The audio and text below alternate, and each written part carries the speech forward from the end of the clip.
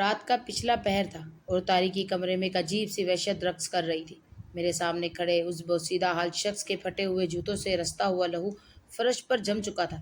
اس کے ہاتھ میں موجود نوٹوں کی گڈی کسی خوفناک اور سنسنی خیز رات کی گواہی دے رہی تھی جس نے میری پوری ہستی کو جھنجھوڑ کر رکھ دیا تھا۔ میرا نام ثانیہ ہے۔ میں ملتان کے ایک مڈل کلاس گھرانے سے تعلق رکھتی تھی۔ ہم گھر میں صرف دو بہن بھائی تھے۔ بھائی مجھ سے عمر میں کافی بڑے تھے اور میں گھر میں سب سے چھوٹی ہونے کی وجہ سے سب کی آنکھوں کا تارا تھی۔ ہماری زندگی بہت سکون سے گزر رہی تھی کہ اچانک تقدیر نے ایک کڑا امتحان لیا۔ امی ابو ہمارے بچپن میں ہی ایک ہولناک ٹریفک حادثے میں وفات پا چکے تھے۔ ابو کا اپنا ایک چھوٹا سا زرعی ادویات کا کاروبار تھا جو ان کی اچانک وفات کے بعد عارضی طور پر میرے چچا سنبھال رہے تھے۔ چچا نے ہماری پرورش تو کی لیکن ان کا رویہ ہمیشہ کاروباری اور نفع نقصان سوچنے والے انسان جیسا رہا۔ انہوں نے ہمیں کبھی وہ محبت نہیں دی جو ایک یتیم بچے کا حق ہوتی ہے۔ جیسے ہی میرا بھائی بڑا ہوا اس نے حالات کی نزاکت کو سمجھ لیا۔ چچا نے اپنا حصہ الگ کیا اور ہمارا حصہ پوری ایمانداری سے بھائی کے حوالے کر دیا۔ اس دن کے بعد پورے گھر کی اور خاص طور پر میری ذمہ داری مکمل طور پر میرے بھائی کے سر پر آ گئی۔ میرے بھائی نے دن رات ایک کر دیا۔ اس نے زرعی ادویات اور کھاد کی ڈسٹریبیوشن کا کام ملتان کی مارکیٹ میں اس محنت سے شروع کیا کہ چند ہی سالوں میں اس کا شمار شہر کے کامیاب تاجروں میں ہونے لگا۔ میرا بھائی مجھ سے بے انتہا محبت کرتا تھا۔ وہ صرف میرا بڑا بھائی نہیں بلکہ میرا سب سے اچھا دوست اور محافظ بھی تھا۔ بھائی نے مجھے کبھی ماں باپ کی کمی محسوس نہیں ہونے دی۔ میری ہر جائز اور ناجائز ضد پلک جھپکتے پوری کی جاتی تھی۔ وقت پر لگا کر اڑتا گیا اور بھائی کی شادی ہو گئی۔ میری بھابھی ایک نہایت سلجھی ہوئی اور محبت کرنے والی خاتون تھی۔ وہ مجھے بالکل اپنی چھوٹی بہنوں کی طرح چاہتی تھی۔ گھر کا ماحول بہت خوشگوار اور پرسکون تھا۔ میں بھی بھابھی کی بہت عزت کرتی تھی، ان کے ہر کام میں ہاتھ بٹاتی تھی۔ اسی طرح دن بہت اچھے گزر رہے تھے۔ میری تعلیم کا سلسلہ جاری تھا۔ میں نے شہر کی ایک مشہور یونیورسٹی سے ماسٹر میں داخلہ لے لیا تھا۔ میں نے فیشن اور جدید رجحانات کو اپناتے ہوئے اپنی یونیورسٹی کی زندگی کا بھرپور لطف اٹھایا۔ میری سوچ بہت آزاد اور ماڈرن تھی۔ مجھے لگتا تھا کہ دنیا میری مٹھی میں ہے اور میں جو چاہوں گی مجھے مل جائے گا۔ یونیورسٹی کے کیفے ایریا میں اکثر میں اور میری سہیلیاں گھنٹوں بیٹھ کر اپنے خواب بنا کرتی تھی۔ میری دوست نادیہ اکثر مجھ سے پوچھتی، ثانیہ تم کیسے جیون ساتھی چاہتی ہو؟ میں بڑی روانی اور فخر سے مسکرا کر جواب دیتی، میرا ہونے والا شوہر کوئی عام انسان نہیں ہوگا، وہ بہت پڑھا لکھا، اعلیٰ تعلیم یافتہ اور کسی ملٹی نیشنل کمپنی میں بڑے عہدے پر فائز ہوگا۔ وہ بڑی سی چمکدار گاڑی میں آئے گا اور مجھے ایک شاندار محل جیسے گھر میں بہا کر لے جائے گا۔ میں اپنے حسن، اپنی ڈگری اور اپنے بھائی کی دولت پر بہت غرور کرتی تھی۔ مجھے لگتا تھا کہ میں کسی شہزادے سے کم کسی انسان کے لائق ہی نہیں ہوں۔ میں نے جیسے ہی اپنا ماسٹر اچھے نمبروں سے مکمل کیا تو گھر میں ایک جشن کا سماں تھا۔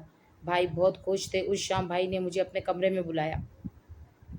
وہ صوفے پر بیٹھے کچھ سوچ رہے تھے اور ان کے چہرے پر ایک عجیب سی سنجیدگی تھی۔ میں ہنستی مسکراتی ہوئی اندر داخل ہوئی اور ان کے پاس بیٹھ گئی۔ بھائی جان آپ اتنے سنجیدہ کیوں لگ رہے ہیں؟ آج تو میری کامیابی کا دن ہے۔ میں نے ان کا بازو پکڑتے ہوئے لاڈ سے پوچھا۔ انہوں نے گہری سانس لی اور میری طرف مڑ کر نہایت نرمی سے بولے، ثانیہ مجھے تم سے ایک بہت ضروری بات کرنی ہے اور یہ تمہاری زندگی کا سب سے اہم فیصلہ ہے۔ میں چونک گئی اور توجہ سے ان کی طرف دیکھنے لگی۔ میں تمہاری شادی کرنا چاہتا ہوں لیکن اس سے پہلے تمہاری مرضی جان لینا چاہتا ہوں۔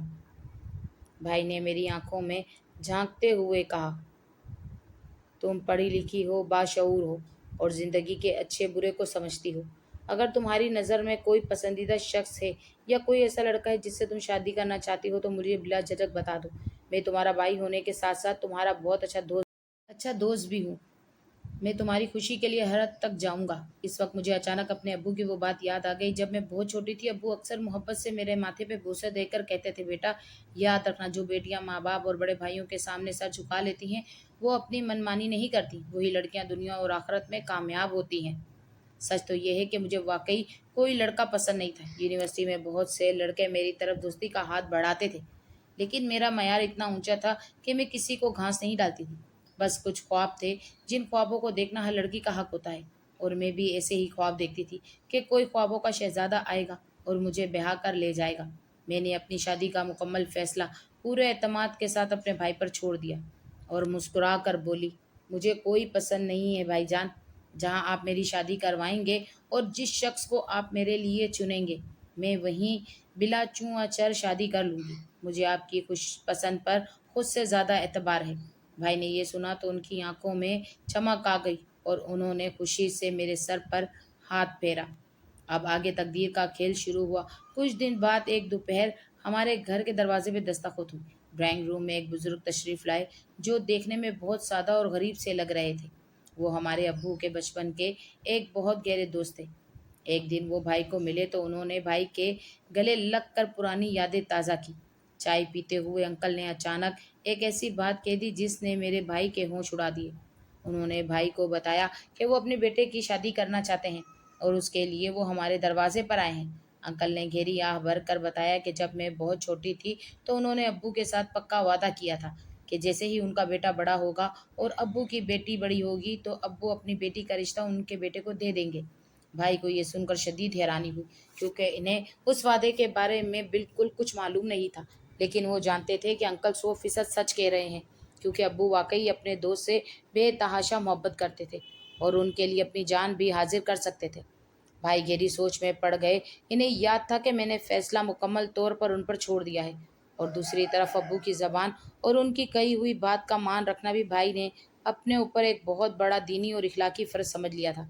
وہ نہیں چاہتے تھے کہ ان کے مرحوم باپ کا کوئی وعدہ جھوٹا پڑے، لیکن اصل مسئلہ کچھ اور تھا جس نے بھائی کو اندر سے ہلا کر رکھ دیا تھا۔ اب واقعی اس دوست کا بیٹا بہت کم پڑھا لکھا تھا۔ وہ بمشکل میٹرک پاس کر سکا تھا اور کسی فیکٹری میں ایک معمولی سی نوکری کرتا تھا۔ اس کی تنخواہ اور اس کا رہن سہن ہمارے معیار کے آس پاس بھی نہیں بھٹکتا تھا، جبکہ میں ایک اعلیٰ تعلیم یافتہ، خوبصورت اور فیشن اپیل لڑکی تھی۔ میں نے کالج، ہاسٹل اور یونیورسٹیوں میں پڑھا تھا۔ میرے خیالات اور میری سوچ بہت مختلف اور جدید تھی۔ میں ایک آزاد خیال لڑکی تھی جس کے لیے اپنی مرضی کی شاندار زندگی جینا ہی سب سے بڑا اور واحد مقصد تھا۔ میرا اور اس لڑکے کا کوئی جوڑ نہیں تھا، ہم دو الگ الگ دنیاؤں کے باسی تھے۔ بھائی نے کئی راتیں جاگ کر گزاری۔ انہوں نے بھابھی سے بھی مشورہ کیا کہ کیا کیا جائے۔ بھابھی بھی ابو کی عزت اور وعدے کے حق میں تھی۔ بالآخر جذبات اور فرائض کی اس جنگ میں باپ کے وعدے کی جیت ہوئی۔ بھائی نے ابو کے اس دوست کے بیٹے سے میرا رشتہ طے کر دیا۔ میرا لہنگا شہر کے سب سے مشہور ڈیزائنر سے تیار کروایا گیا۔ میں ہواؤں میں اڑ رہی تھی۔ مجھے لگ رہا تھا کہ میری زندگی کا سب سے حسین باب شروع ہونے والا ہے۔ مہندی کی رات میں نے بہت ڈانس کیا اور سب کی توجہ کا مرکز بنی رہی۔ مجھے ذرا سا بھی اندازہ نہیں تھا کہ حقیقت کیا ہے۔ اگلے دن بارات آئی۔ میں اپنے کمرے میں دلہن بنی بیٹھی تھی۔ میرا نکاح اس انجان شخص سے پڑھا دیا گیا۔ میں نے خوشی خوشی قبول ہے کہہ کر کاغذات پر دستخط کر دیے۔ رخصتی کا وقت آیا تو میں بھائی کے گلے لگ کر وہ بہت روئی۔ بھائی کی آنکھوں میں بھی آنسو تھے، لیکن ان کے آنسوؤں میں کوئی اور کہانی چھپی تھی جو میں اس وقت پڑھنے سے قاصر تھی۔ مجھے روتا دھوتا ایک گاڑی میں بٹھا کر رخصت کر دیا گیا۔ گاڑی کا سفر طویل ہوتا جا رہا تھا اور میرے دل کی دھڑکنیں تیز ہو رہی تھیں۔ جب گاڑی رکی تو میں نے کھڑکی سے باہر دیکھا۔ یہ ایک بہت ہی تنگ اور خستہ حال گلی تھی۔ ارد گرد کے مکانات بہت چھوٹے اور بوسیدہ تھے۔ میرا دل ایک دم سے دھک سا رہ گیا۔ میں نے سوچا شاید یہ راستہ بھٹک گئے ہیں، لیکن ڈرائیور نے دروازہ کھولا اور مجھے اترنے کا اشارہ کیا۔ مجھے ایک نہایت ہی چھوٹے اور کم روشنی والے کمرے میں لے جایا گیا۔ گھر کی دیواروں کا رنگ اکھڑا ہوا تھا اور صحن بہت تنگ تھا۔ میرا تو سانس رکنے لگا۔ مجھے ایک چھوٹے سے کمرے میں بٹھا دیا گیا جس کی سجاوٹ انتہائی درجے کی معمولی اور سستی تھی۔ میرے خوابوں کا محل ایک سیکنڈ میں ٹوٹ کر بکھر گیا۔ شادی کی رات تھی۔ پہلی دفعہ میں نے اپنے شوہر کو دیکھا تھا۔ میرا سارا جسم غصے اور مایوسی سے کانپ رہا تھا۔ جیسے ہی دروازہ کھلا اور وہ شخص کمرے میں داخل ہوا، اسے دیکھ کر میرے لفظی طور پر ہکا بکا رہ گئی۔ وہی سادہ سا اور سستے سے کپڑوں میں ملبوس ایک عام سا نوجوان تھا۔ اس کا رنگ سانولا تھا اور چہرے پر کوئی کشش نہیں تھی۔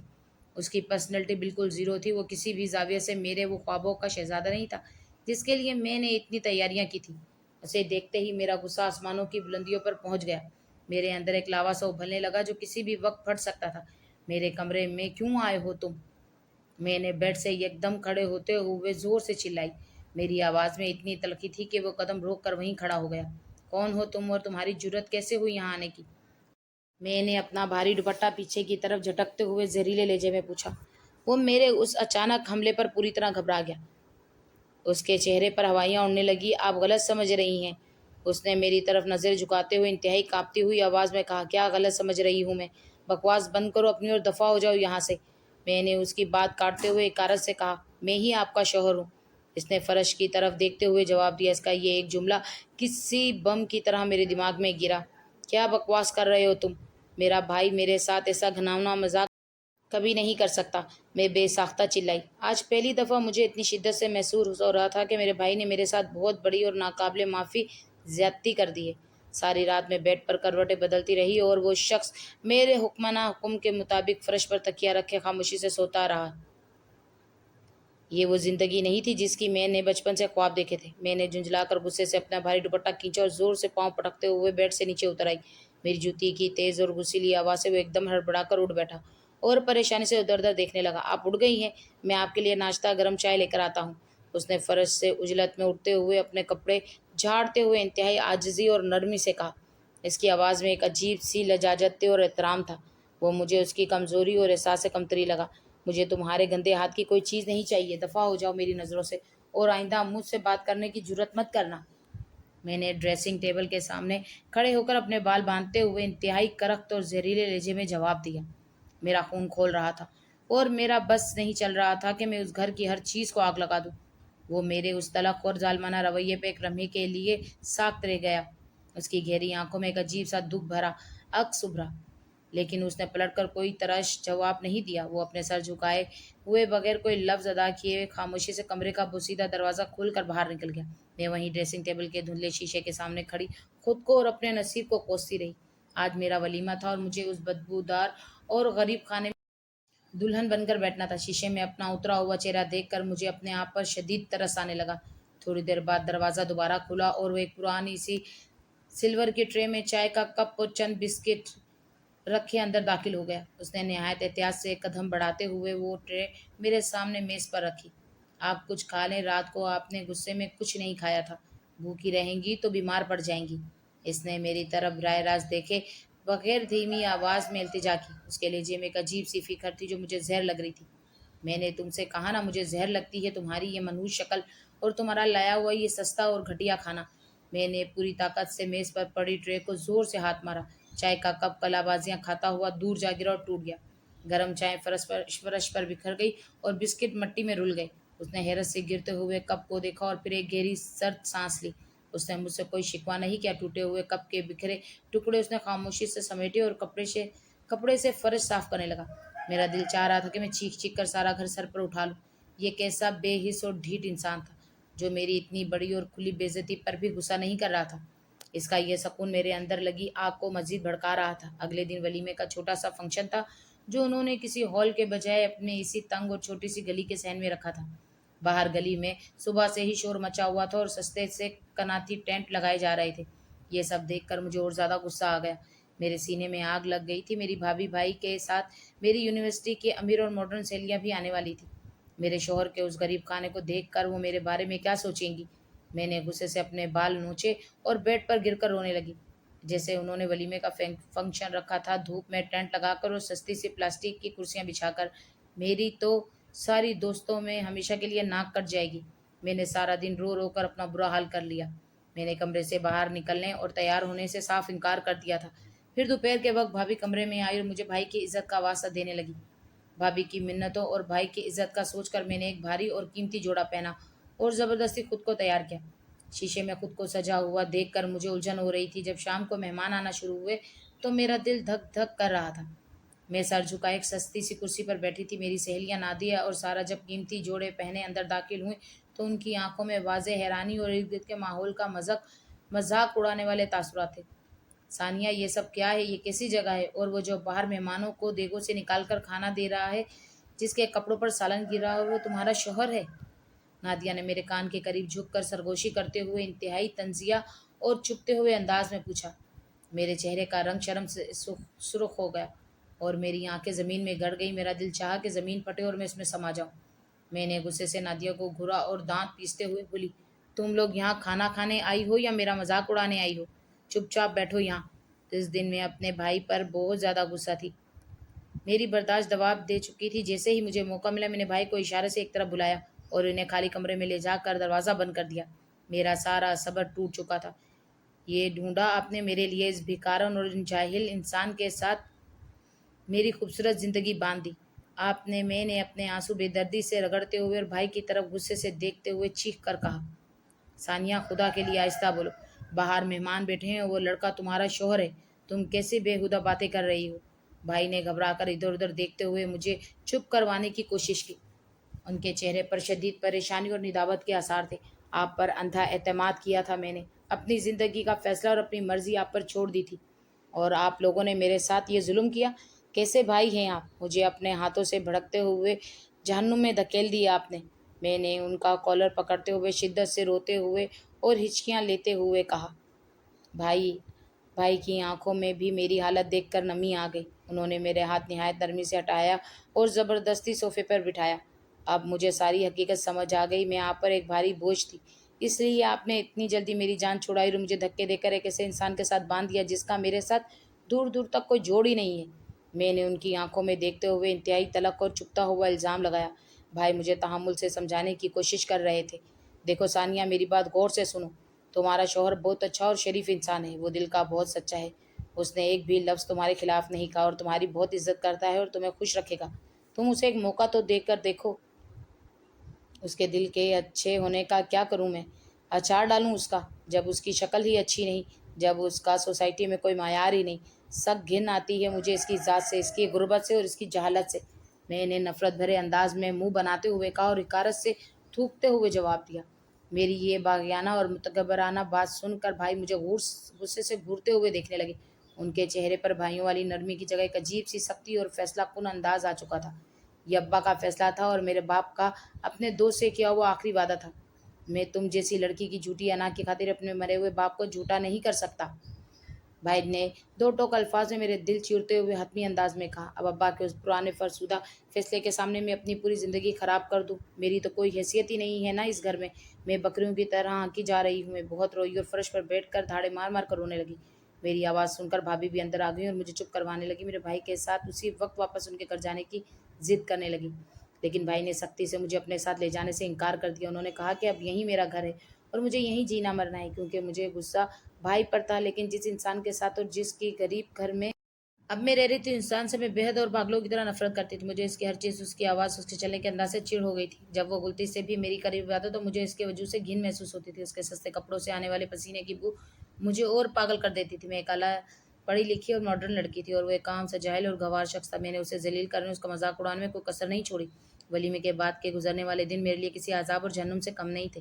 میں نے اس چھوٹے سے کمرے کو اپنا قید خانہ بنا لیا تھا۔ وہ روزانہ صبح منہ اندھیرے سویرے اٹھ کر اپنی ڈیوٹی کے لیے ایک فیکٹری چلا جاتا اور میں سارا دن بیڈ پر پڑی سوتی رہتی یا اپنے موبائل فون پر اپنی سہیلی سے اس کی شکل اور اس کی غربت اور اس کے گھر والوں کی برائیاں کرتی رہتی۔ جب وہ شام کو تھکا ہارا اور پسینے میں شرابور گھر آتا تو میں جان بوجھ کر اس سے لڑنے اور جھگڑا کرنے کے بہانے ڈھونڈتی تاکہ اس کا سکون برباد کر سکوں۔ یہ گیلا تولیہ یہاں بیڈ پر کیوں رکھا ہے تم نے؟ تم ساری زندگی جاہل ہی رہو گے۔ تمہیں تمیز اور رکھ رکھاؤ نام کی کوئی چیز چھو کر بھی نہیں گزری۔ میں نے غصے سے آگ بگولا ہوتے ہوئے اس کا گیلا تولیہ اٹھا کر پوری طاقت سے اس کے منہ پر مارتے ہوئے چیخ کر کہا۔ وہ خاموشی سے زمین پر گرا ہوا تولیہ اٹھاتا اور بلا وجہ مسکرا کر کہتا، مجھے معاف کر دیں ثانیہ بیگم، مجھ سے غلطی ہو گئی، میں آئندہ پورا خیال رکھوں گا۔ آپ غصہ نہ کیا کریں، آپ کی طبیعت خراب ہو جائے گی۔ اس کی یہ بلا وجہ کی معافی اور اس کی یہ برداشت بھری مسکراہٹ میرے غصے کو ٹھنڈا کرنے کی بجائے مزید بھڑکا دیتی تھی۔ میں اس پر طنز کے تیر چلاتی، لیکن میں اس سے جتنی نفرت اور حقارت سے بات کرتی وہ اس سے زیادہ میرا خیال رکھتا۔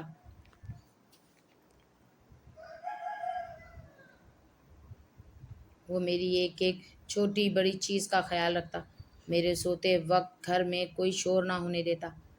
اس نے اپنے گھر والوں کو سختی سے منع کر رکھا تھا کہ کوئی بھی بلا وجہ میرے کمرے کی طرف نہ آئے۔ میرا دوپہر اور رات کا کھانا وقت پر میرے کمرے میں لے کر آتا۔ وہ ایک ٹرے میں نہایت صاف ستھرے برتنوں میں کھانا سجا کر لاتا۔ یہ لیجیے آپ کا کھانا کھا لیں، آپ دن میں کچھ نہیں کھاتی، ایسے تو آپ بہت کمزور ہو جائیں گی۔ وہ ٹرے نہایت ادب سے میرے سامنے بیڈ پر رکھتے ہوئے انتہائی فکر مندی سے کہتا، تمہیں میری فکر کرنے کی کوئی ضرورت نہیں ہے، اپنا کام کرو اور نکلو یہاں سے، میرا دم گھٹتا ہے تمہاری موجودگی میں۔ میں منہ پھیر کر انتہائی رعونت اور تکبر سے جواب دیتی۔ وہ عجیب قسم کا ڈھیٹ اور بےغیرت انسان تھا۔ اسے میری کسی کڑوی بات کا برا ہی نہیں لگتا تھا۔ آخر کار ایک رات میرے صبر کا پیمانہ چھلک گیا۔ وہ میرے لیے بازار سے خاص طور پر سیب لے کر آیا۔ اسے کہیں سے پتہ چل گیا تھا کہ مجھے پھلوں میں سیب بہت پسند ہے۔ اس نے سیب دھو کر نہایت طریقے سے کاٹ کر ایک صاف پلیٹ میں رکھے اور میرے سامنے بیڈ پر لے آیا۔ مجھے پتہ چلا تھا آپ کو سیب پسند ہے۔ میں خاص طور پر بڑی منڈی سے آپ کے لیے لے کر آیا ہوں۔ آپ کھا کر دیکھیں، بہت میٹھے ہیں۔ اس کی آنکھوں میں ایک عجیب سی خوشی اور چمک تھی، جیسے اس نے کوئی بہت بڑا معرکہ سر کر لیا ہو۔ میں نے بیزاری سے پلیٹ کو دیکھا اور پھر اس کے تھکے ہوئے کالے سانولے چہرے کو دیکھا۔ میرے اندر پلنے والی ساری کرواہٹ میری زبان پر آ گئی۔ آخر کار میں نے سیدھا اسے منہ پر بول دیا، تمہیں ایک میں ہی ملی تھی شادی کرنے کے لیے اس پوری دنیا میں؟ کیا میں اندھی ہو گئی تھی یا تم اندھے تھے جو میرا رشتہ مانگنے میرے گھر چلے آئے؟ میں نے بیڈ سے یکدم کھڑے ہو کر اس کی آنکھوں میں آنکھیں ڈال کر انتہائی تذلیل امیز لہجے میں چیختے ہوئے کہا۔ اس کے چہرے کی وہ معصوم سی خوشی ایک دم غائب ہو گئی، لیکن وہ اپنی عادت کے مطابق خاموش رہا۔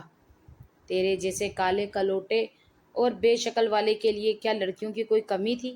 کوئی بھی غریب اور جاہل لڑکی تم سے شادی کر لیتی۔ زمین کی ادنا خاک تھا تو اور آسمان کے ساتھ رہنے کا خواب دیکھنے لگا۔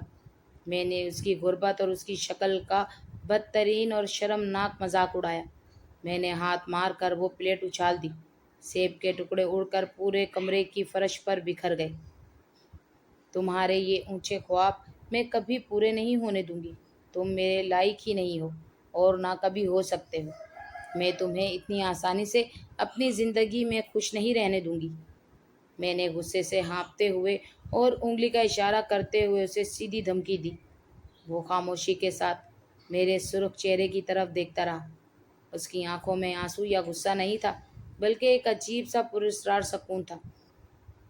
اس نے جھک کر فرش پر بکھرے ہوئے سیب کے ٹکڑے آہستہ آہستہ اٹھائے اور پھر میری طرف دیکھ کر ایک گہری اور خاموش مسکراہٹ کے ساتھ مسکرا دیا، ایسے جیسے میری ان زہریلی باتوں سے اسے کوئی فرق ہی نہ پڑا ہو۔ اس کی اس پرسکون مسکراہٹ نے میرے اندر دہکتی آگ کو مزید بھڑکا دیا۔ میں نے اپنے دل میں پکا تہیہ کر لیا کہ اب میں اس حد تک گر جاؤں گی کہ یہ شخص خود تنگ آ کر ہاتھ جوڑ کر مجھے اس گھر سے نکالے گا اور مجھے طلاق دے گا۔ میں اس انسان کی زندگی عذاب بنا دوں گی۔ سیب والے واقعے کے بعد میرے اندر کی نفرت ایک ناسور بن چکی تھی اور اس گھر کی وہ سیدھی دیواریں مجھے ہر وقت کاٹنے کو دوڑتی تھی۔ میرا پارا اس کی اس خاموشی اور پرسکون فطرت کو دیکھ کر مزید ہائی ہو رہا تھا۔ میں نے اپنے کمبل کو غصے سے پیچھے ہٹایا اور پاؤں پٹکتی ہوئی اس کے بالکل جا کے سامنے کھڑی ہو گئی۔ میری آنکھوں میں غصے کی سرخ لکیریں تیر رہی تھیں اور میرا سارا جسم ایک انسانی وحشت سے کانپ رہا تھا۔ میں اپنے بھائی کے گھر جانا چاہتی تھی۔ میں نے اس کی آنکھوں میں آنکھیں ڈال کر حتمی اور دو ٹوک لہجے میں اپنا فیصلہ سنا دیا۔ وہ میری اس اچانک بات پر چونک گیا اور اس کے ہاتھوں سے کنگھی چھوٹ کر میز پر گر گئی۔ اس نے گہری سانس لی اور میری طرف دیکھ کر دھیمی آواز میں بولا، میں آپ کو لے چلتا ہوں۔ اس نے نہایت نرمی اور برداشت سے جواب دیا، آپ تیار ہو جائیں، ہم مل کر چلتے ہیں، لیکن شام کو میرے ساتھ واپس آ جائیے گا۔ آپ کے بغیر مجھے یہ گھر سونا سونا لگتا ہے۔ ثانیہ بیگم، اس نے میری نگاہوں کو نظر انداز کرتے ہوئے اپنے دل کی بات کہی۔ بکواس کر رہے ہو تم، میں نے اس کی بات کاٹتے ہوئے انتہائی زہریلے اور کرخت لہجے میں کہا۔ میں تمہارے ساتھ مزید رہ نہیں سکتی اور نہ ہی مجھے اس غریب خانے میں واپس آنا ہے۔ میں نے اپنا ہاتھ ہوا میں لہراتے ہوئے اسے اس کی اوقات یاد دلانے کی کوشش کی۔ تم سمجھ کیوں نہیں رہے کہ میرا اور تمہارا کوئی جوڑ نہیں ہے اور میں یہاں گھٹ گھٹ کر مر جاؤں گی؟ وہ میرا یہ فیصلہ کن انداز میں دیکھ کر خاموش ہو گیا اور اس نے اپنا سر جھکا لیا۔ اس نے مجھ سے کوئی بحث نہیں کی اور اپنا پرانا سا بیگ اٹھا کر کمرے سے باہر نکل گیا۔ اس کے جانے کے بعد میں نے اپنا موبائل فون اٹھایا اور غصے سے کانپتے ہوئے ہاتھوں کے ساتھ اپنے بھائی کا نمبر ڈائل کیا۔ میں جانتی تھی میرا بھائی مجھ سے بہت محبت کرتا ہے اور میری ایک آواز پر مجھے اس عذاب سے نکالنے کے لیے دوڑا چلا آئے گا۔ فون کی گھنٹی بج رہی تھی اور میرے دل کی دھڑکن تیز تھی۔ جیسے ہی بھائی نے فون اٹھایا میں نے رونا شروع کر دیا۔ بھائی جان، مجھے یہاں سے لے جائیں، میں اس جاہل انسان کے ساتھ مزید ایک سیکنڈ بھی نہیں رہ سکتی۔ میں نے ہچکیاں لیتے ہوئے اور اپنی آواز میں درد پیدا کرتے ہوئے بھائی سے منت کی، ثانیہ کیا ہو گیا ہے؟ صبح صبح تم کیسی باتیں کر رہی ہو؟ بھائی کی آواز میں پریشانی کے ساتھ ساتھ ایک ناگوار سی سختی بھی تھی۔ यहाँ मेरा दम घुटता है भाई जान, और मुझे इस शख्स से घिन आती है। मैंने रोते हुए अपने दिल की भड़ास निकाली और सोचा कि भाई अभी गाड़ी निकाल कर मुझे लेने आ जाएंगे। लेकिन जैसे ही मैंने भाई को फ़ोन किया तो भाई का जवाब सुनकर मेरे पैरों के नीचे से ज़मीन निकल गई। उनका लहजा बर्फ़ की तरह सर्द और पत्थर की तरह सख्त हो चुका था। सानिया, तुम इस घर में ब्याह कर गई हो और वही तुम्हारा घर है। भाई ने एक एक लफ्ज़ पर जोर देते हुए कहा, जिसने मेरी रूह तक को हिलाकर रख दिया। खुशकिस्मत हो तुम कि तुम्हें इतना अच्छा और शरीफ शौहर मिला है जो तुम्हारी हर बदतमीजी बर्दाश्त कर रहा है। भाई की उस बात पर मेरे सारे मान को तोड़ कर रख दिया। अगर तुम तलाक लेकर उस घर में आओगी तो याद रखना, उस घर के दरवाजे तुम्हारे लिए हमेशा के लिए बंद हैं। भाई ने इंतहाई बेरहमी से अपने हतमी फैसला सुनाया और फ़ोन बंद कर दिया। मैं हाथ में फ़ोन पकड़े खामोशी के साथ बेड पर बैठ गई। मेरा दिमाग सुन्न हो चुका था और आंखों में आंसू खुश्क हो गए थे। ये मेरा वही भाई था जो कल तक मेरी एक छींक पर पूरा घर सर पर उठा लेता था। आज उसी भाई ने मेरी जिंदगी के सबसे बड़े मसले पर मुझे यूं तन्हा और बेआसरा छोड़ दिया था। कमरे की खामोशी मुझे डरा रही थी और मुझे डर लग रहा था जैसे मैं चारों तरफ से ऊंची दीवारों में चुन दी गई हूँ। अब मैं खुद उससे तलाक नहीं मांगूंगी। मैंने अपने आंसू साफ करते हुए दांत पीस कर दिल ही दिल में अहद किया कि ये शख्स मुझे खुद तलाक देगा और हाथ जोड़कर मुझे इस घर से निकालेगा। मैंने खूनख्वार इरादा करते हुए अपने आप से वादा किया कि भाई मुझ पर गुस्सा नहीं करेंगे। जब वो खुद मुझे छोड़ेगा मैं इस शख्स को पूरी पूरी दुनिया और उस भाई की नज़र में बुरा बनाऊंगी और उसे तलाक भी लूंगी। यही कहते हुए मैंने ये तय कर लिया कि अब मैं अपनी हिकमत अमली बना लूंगी। मैं जितना उसे तंग करती हूँ उससे भी ज़्यादा तंग करूंगी और उसकी ज़िंदगी अजीरन कर दूंगी। मैंने सोच लिया था कि मैं उसके सब्र का ऐसा इम्तिहान लूंगी कि वो खुद हार मान जाएगा। वो मेरी हर ज़रूरत का ख्याल रखता था और हर चीज़ मेरे मांगने से पहले ही ला कर दे देता था। इसकी यही अच्छाई मेरे लिए सबसे बड़ी रुकावट बन गई थी। वो किसी तरह भी मुझे कोई मौका नहीं दे रहा था कि मैं उसकी किसी खामी को बुनियाद बनाकर उससे जान छुड़ा सकूं। वो एक मशीन की तरह काम करता था और मेरी हर गाली का जवाब मुस्कुराहट से देता था। मैंने बिस्तर पर लेटकर घंटों सोचा कि आखिर ऐसा क्या किया जाए कि उसकी बर्दाश्त का पैमाना छलक जाए। सोचते सोचते मेरे जहन में अपनी यूनिवर्सिटी की दोस्त नादिया का ख्याल आया। मैंने फ़ौरन अपना फ़ोन उठाया और अपनी बेस्ट फ्रेंड को कॉल की। नादिया वही लड़की थी जो पहले भी मुझसे मेरे शौहर की बुराइयां करती थी और मेरे गुस्से को हवा देती थी। हेलो नादिया, मुझे तुम्हारी मदद की ज़रूरत है। मैं इस घर में पागल हो जाऊंगी।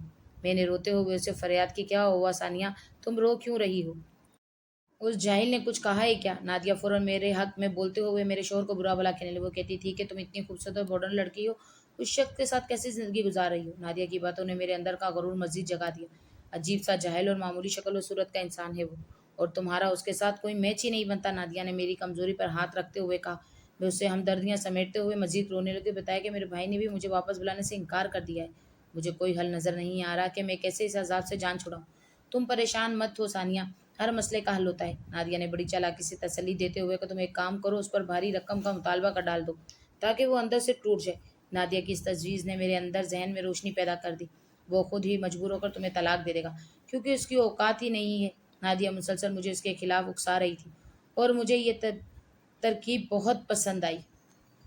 मैंने दिल ही दिल में मुतालबात की एक लंबी फहरिस्त तैयार कर ली। मैं जानती थी कि इसकी तनख्वाह बहुत मामूली है और वो घर का खर्च भी मुश्किल से चलाता है। आखिरकार शाम को जब वो थका हारा घर आया तो मैंने उसे अपने कमरे में बुला लिया।